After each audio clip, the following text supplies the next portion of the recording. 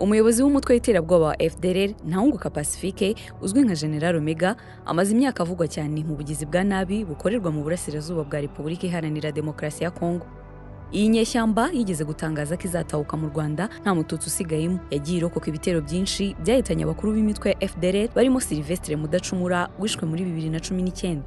Nafashe telefone mpamagara Omega ariwe Colonel ariwe Ntahunguka Pacifique ari uyobora FDLR uyu nguyu. Ndamuhamagara ndi Gisenyi. Ndamubwira nti Pacifique uri umupilot wigiye piloting mu Bufaransa. Ntabwo urinjije uri umunyabwenge. Iyo ntambara urwana yo kumara abantu wumva uzayitsinda. Abandi ko batashye barwarakabije ba General Jerome batashye ba General Murenzi batashye wowe watashye kuki udataha ushaka kuzagwa muri ayo mashyamba. Aranyibwira ati mon general tereka nkubwize ukuri nzagaruka mu Rwanda nta mututsi n'umwe ukiri rumwe. Ndamubwira rero Ntahunguka nta Rwanda uzigera ugeramo uzagwa muri ayo mashyamba. Kuva muri 2022 ubwo M23 yongeraga umuvuduko w'ibitero, General Omega n'abasirikare bamurinda bimutse kenshi bava Tongo muri Rucuru bajya Rusayo, Bambiro muri Masisi n'ahandi. Ku itariki ya 25 Mutarama 2025 ku mbuga nkoranyambaga hakwirakwiye amakuru avuga ko General Omega yishwe n'abarwanyi ba AFC M23. Aya makuru yakiriwe nk'ukuri ariko umuvugizi wa FDLR Kire Ngoma arabihakana. Yatangaje ko Omega akiri muzima kandi akiri mu mirimo nk'uko bisanzwe. Muri Werurwe 2025 umuvugizi w'ingabo z'u Rwanda Brigadier General Ronald Rwivanga yatangaje ko amakuru avuga kuri General Omega akigenzurwa, ahamya ko u Rwanda rutigeze rumwakira.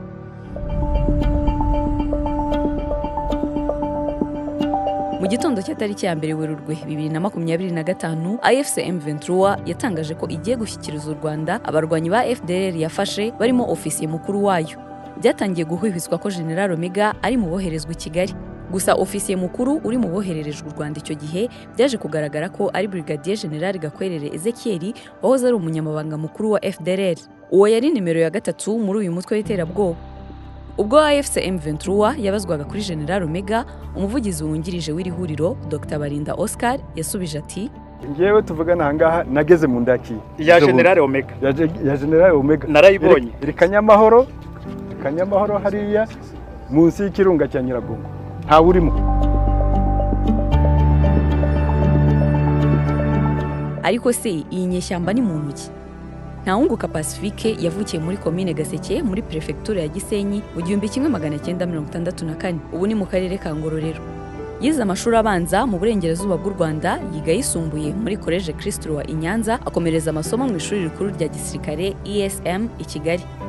Ingabo z'u Rwanda zatsinzwe EXFAR zamwohereje kwiga amasomo yo gutwara indege mu Misiri, mu Bugereki no mu Bufaransa. Mu 1994 yari Lieutenant. Mu gihe cya Jenoside yakorewe Abatutsi yayoboraga batayo ya 94 mu Mutara. Nyuma y'uko ingabo za RPA inkotanyi zimutsinze, yahungiye i Kigali akomereza mu burasirazuba bwa RDC. Muri 2000 we n'abandi bahungiye muri RDC barimo EXFAR n'interahamwe bashinze FDLR. Kuva Mudacumura yicwa muri 2019 niwe wagiye mu mwanya w'umukuru w'umutwe wa FDLR FOCA.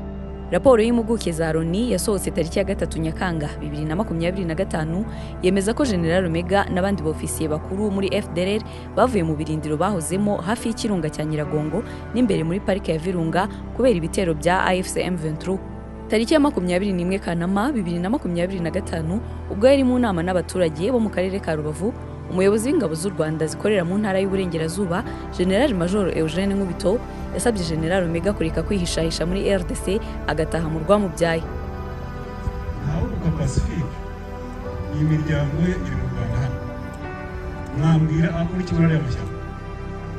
Arashaka kuzana iki? Ayo mashuri se nayo barangije. Nta n'icyo yanatanze. Yarangiza iyo leta igashaka no kwirasa. Kugeza ubu abarwanyi ba FDLR bari mu bice bimwe na bimwe muri teritwari ya Rucuru, Warikare, Uvira ndetse n'i Bujumbura. Ariko General Omega we ahaherereye ntihazwi. Impuguke za Loni nazo ntacyo zibivugaho.